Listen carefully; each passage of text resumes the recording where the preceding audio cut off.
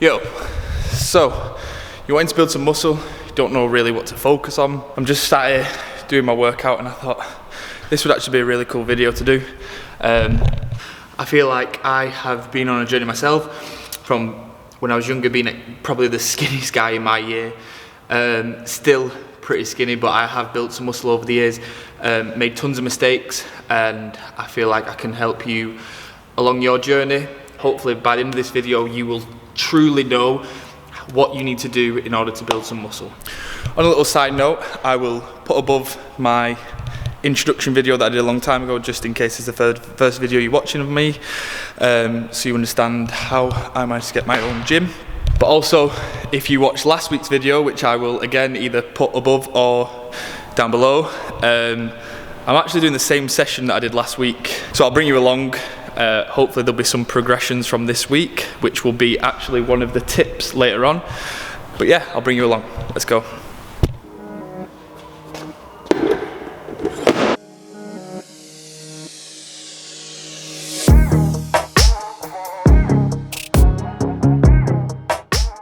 Right, I've tried about a million times to record this and I'm getting so stressed because I'm overcomplicating it. Right, so muscle building tips, I've split into 3 sections, okay? We've got training, we've got your nutrition, and we've got your recovery.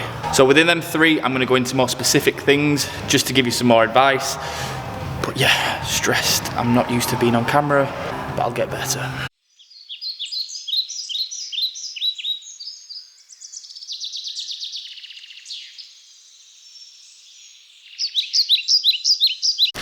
So the first of the 3 areas that I want to touch on is your training. Now, rather than just saying, oh, improve your training, I want to give you some real solid help and tips in terms of how to structure your training and stuff that you might be doing right now that could be a little bit wrong. Now, one of the biggest mistakes that I see a lot of people doing in the gym is they're just doing way too much volume. Now, essentially, what does that mean? You'll see often guys who go into the gym and do a chest day or a shoulder day or a back day, and 9 times out of 10, they're just not going to be able to recover well enough from that.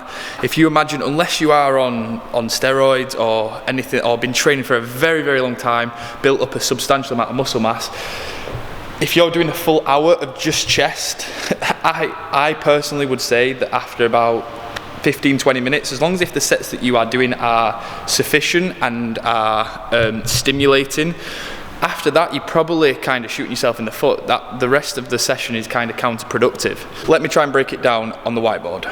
Right, I don't know whether you can see this, I don't know whether it's going to be any good, but I've tried to write this up, it might even be backwards. Essentially, we've got 2 people, we've got A and B. Person number A is a bit of a gym bro. He does chest on a Monday, okay? He will do barbell bench press, 4 sets of 10, dumbbell incline, 3 sets of 10, cable incline, 3 sets of 10, then pec fly, 3 sets of 10. So on a Monday, for his chest day, he will do a total of 13 sets.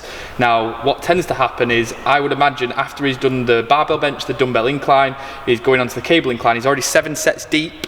He's probably going to be absolutely fried, and the sets after that will have to be considerably lighter.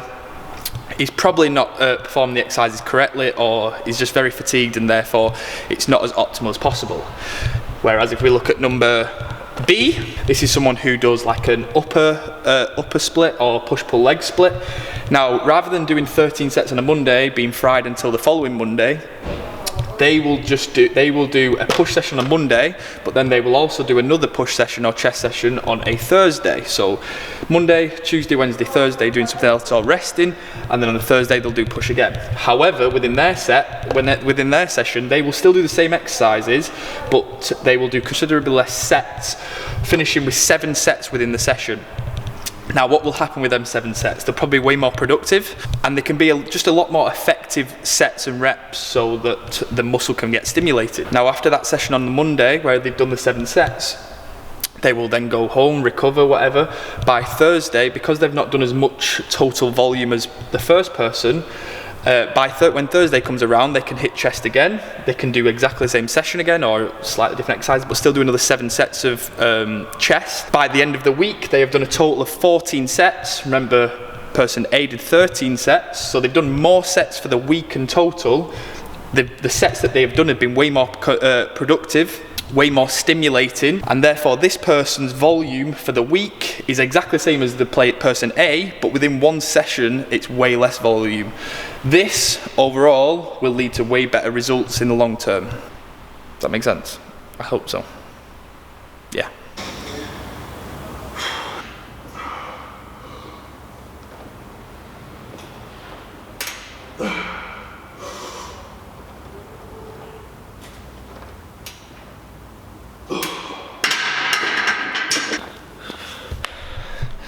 So here's another tip. Hopefully if you've watched my previous video, I literally went through this session like I said. Progressive overload, that is the be all and end all to building muscle, okay? Are you progressing your training? Are you doing more this week than you did last week? Now, last week I did 120 on my barbell bench for 2 reps as a pause. Today I added 1.25 each side. Now it's these micro loadings over time which equal massive gains. So granted 1.25 this week isn't huge, but if I do this over an 8-week cycle, I could be adding 5-10 kilos on a lift.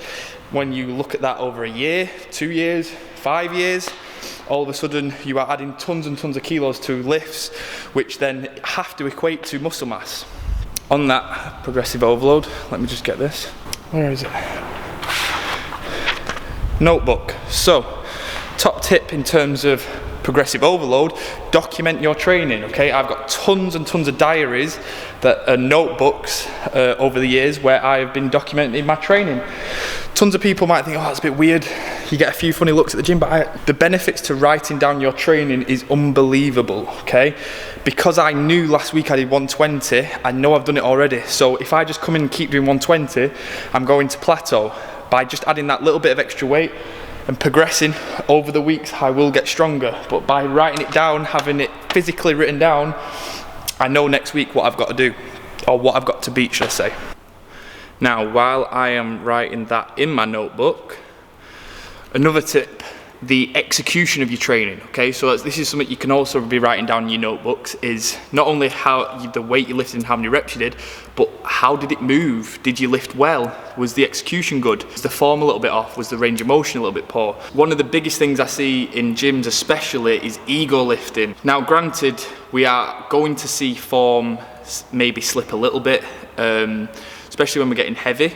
The problem that a lot of guys and girls will fall into, especially when on this like pursuit of building more muscle, because our goal is always progressively overloading our training, trying to get stronger, what will happen is sometimes we'll progress it too fast to where you aren't actually strong enough to go heavier just yet. So maybe for me, if I would have known last week that I did the 120 on the bench press and it wasn't fantastic form, I might make a note in my notebook saying, stay on that weight, let's try and get that to a 10 out of 10 in terms of form, then we can progress the lift. But because last week I felt like the form was quite good, same again today, I feel like the form was quite good, I'm going to say all good, 10 out of 10 form, pause was good, we can go heavier next week. Before you worry too much about going heavier, focus on the exercise execution. That's tongue twister. Exercise execution before you progress your weight. By doing that, we will expose the body to a stimulus that it's not used to or that it finds challenging, and therefore it has to grow, get stronger, get bigger over time. Final one on the training pillar. One big thing that I see that is an issue with a lot of people, especially like with Instagram nowadays, where people are always trying to find the next best thing or like a quick fix, so to speak, is exercise selection. Now, don't try and reinvent the wheel, okay? Use the simple exercises effectively and get strong as hell over time. Now, what I'm not saying is just bench press, deadlift and squat, okay? There is definitely exercises out there, or machines should I say, that are very advantageous or better than others for building muscle. But don't just keep switching up exercises here, there and everywhere, okay? Focus on a specific exercise and getting as strong as you possibly can. This idea that you have to like shock the muscle and, you know what I mean, like keep the muscle guessing, it's rubbish, okay? Keep it simple, focus on compound movements that you can add weight to over time. Incorporate isolation exercises to supplement your compound lifts to get additional stimulus and volume to the exercises. But yeah, overall, don't look for the next best exercise. All the exercises you need are already out there. Just focus on consistency and getting stronger over time. Training done. Now, just to reiterate, there's probably tons more training tips to building muscle, but I kind of wanted to just condense it into a few short points that you can kind of go away from today and actually improve what you're doing right now. Next one is our nutrition. Again, I don't want to bombard you with tons and tons of information that you're just not going to process. So there's only two real areas of your nutrition that I think you should really try and get on lockdown, so to speak, in order to maximize muscle growth. So number one is obviously being in a calorie surplus. Now, I feel like this is pretty obvious. I'm still going to explain it for some people who don't really understand. So in terms of energy balance, if we are wanting to lose some body fat, we have to be in a calorie deficit. This means that we are consuming less calories than our body burns on a daily basis. Therefore, our body says to itself, you're not giving me enough fuel from food. I'm going to have to use my stored body fat, my stored fuel, as fuel to function from a daily basis. Therefore, you burn the body fat and then you reduce your body fat. Now, when we look at it from a muscle building perspective, we are obviously wanting to add tissue, wanting to add to our body. We therefore have to consume more calories than our body burns on a daily basis. Therefore, it adds to it. Does that, I feel like that kind of makes sense. Now, especially from muscle building side of things, there's two things that I see a lot happen. It's two things that I've done in the past. I might even get some pictures up now. Number one is your calories are just not high enough, okay? So you think you're in a calorie surplus, but you're just really not. And often you see this with like people who are hard gainers. And essentially all that hard gainer means is that you've got quite a fast metabolism and you probably burn a lot of calories on a day-to-day basis. So straight away, all I would say is obviously, number one, track your calories. Make sure you are actually consuming enough food. Try to get calorie-dense foods so that you are actually in a calorie surplus. And also, one big thing is try to make sure it's consistent. So yes, you might really try and be in a calorie surplus for say 2 or 3 days out of the week, but it just might be a simple fact that you are not being in a calorie surplus consistently enough in order to build some muscle mass. Now, this is, I can testify for this firsthand. When I was playing basketball, I was very active, doing a lot of cardio. I found it extremely hard to put any weight on. And it was simply because I was just burning so many calories from a day-to-day basis. In order to build some muscle mass, I just was rarely in a calorie surplus. So I was going in the gym, smashing it, thinking, yeah, I'm building muscle, having my one protein shake a day. But it was doing nothing because essentially I was never in a calorie surplus to add tissue to my body. Another issue when it comes to the calories is that people go the extreme the other way and they kind of dirty bulk and just overly consume calories. Now, one thing to bear in mind, there is a limit to how much muscle we can build at a time. Just because you are going in a massive surplus, eating far too many calories, doesn't mean you're going to build muscle any faster, okay? Muscle building is a very slow process which requires time and effort. Now, just because you're consuming way too many calories doesn't mean that you're going to do it any faster. And again, I can testify for this. I'll try and find a picture now where I essentially was in a bulk and I just overly consumed, had this dirty bulk idea where I was just eating absolutely everything, and essentially I just got fat. So overall, from calorie side of things, make sure you are not in too low of a surplus, but at the same time, make sure you're not just overly consuming calories, saying, oh, I'm bulking, when really you're just getting fat.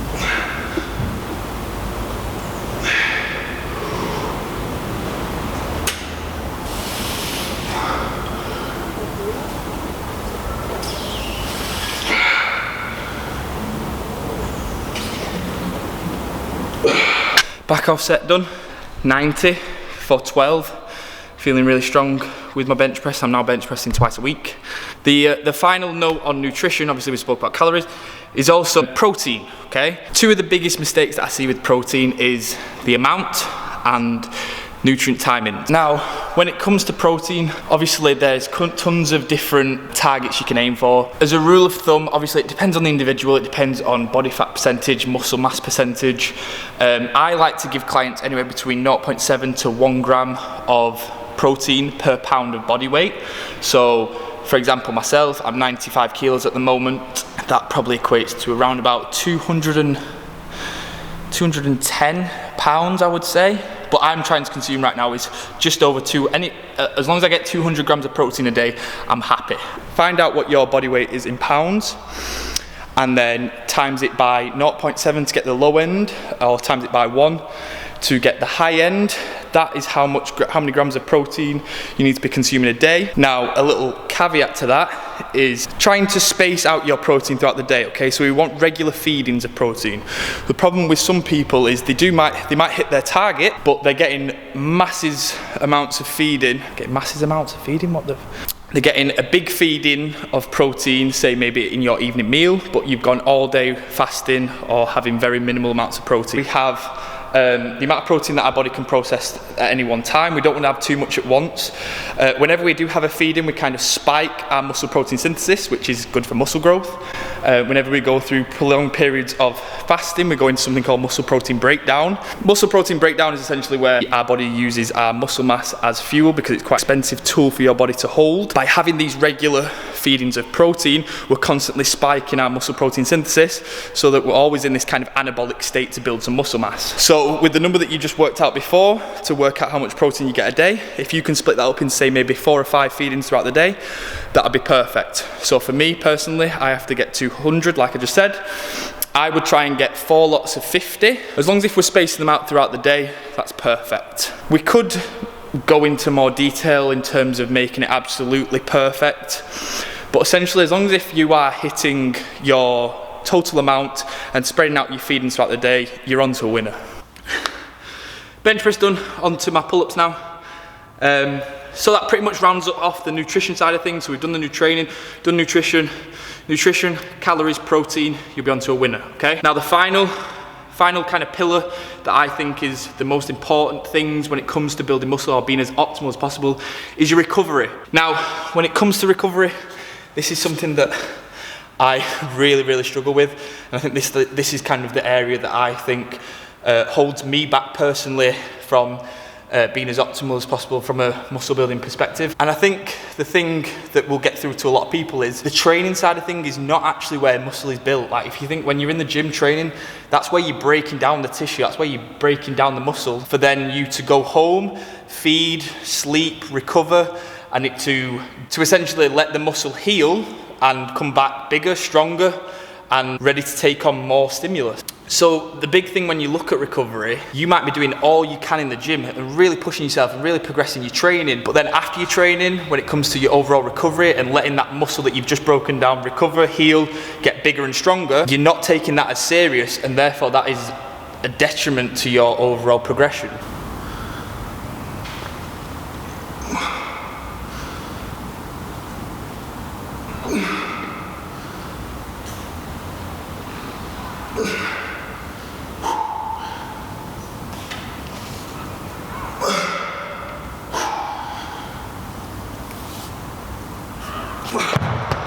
Now, without bombarding you again with tons of pointless, useless information, when we look at recovery, we've just spoke about the nutrition side of things. So are we getting enough calories, are we getting enough protein in? That's perfect. If you're doing that, now we're recovering well. By recovery, sleep. Okay, so ideally, we would want to get at least 7 to 9 hours sleep a day. For some people, that's just physically not possible. So like for me, I usually finish work about 9 PM with clients. I then obviously have to go home, eat, shower. By the time I get in bed, it's like 10:30, 11 o'clock. I then start every morning at 6 AM, so I've got to be up at 4:45. So if I can, my goal is always to try and get at least 6 hours of sleep, and then if possible, throughout the day, I'll try and get maybe 1 or 2 hours. So you kind of want to see sleep a bit like protein, where as long as if you get the total amount throughout the day, that's good. We would ideally prefer to get the 7 to 9 hours all in one go. If we kind of supplement it here, there and everywhere to get the total amount in, that's a little bit more beneficial than just going off 6 hours. What you'll often hear is like the kind of typical, oh, you gotta grind and all this, when really it's just not the case. A lot of the time, one of the most important things you can do is recover as much as possible.